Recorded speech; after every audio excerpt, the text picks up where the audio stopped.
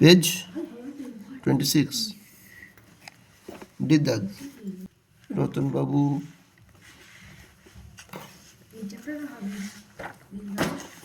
পাট চাষ করেন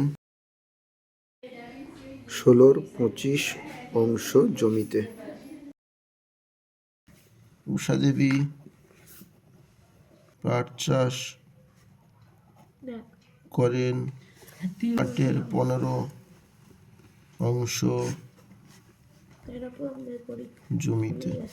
ঠিক আছে, এই দুটোর মধ্যে কোনটা বড় আমাদের বের করতে হবে। 16-25, 8-15। 25 আর 15-এর মধ্যে লসাগু করতে হবে, বড় থেকে ছোট বের করার নিয়ম এটা।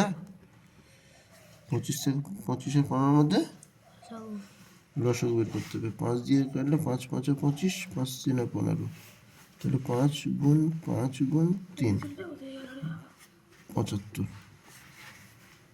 তাহলে 25 গুণ 3 16 গুণ 3 48 আর 75।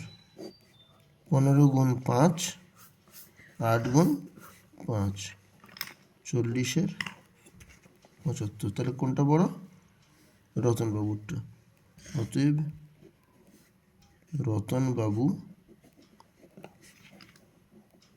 বেশি জমিতে পাট চাষ করেন।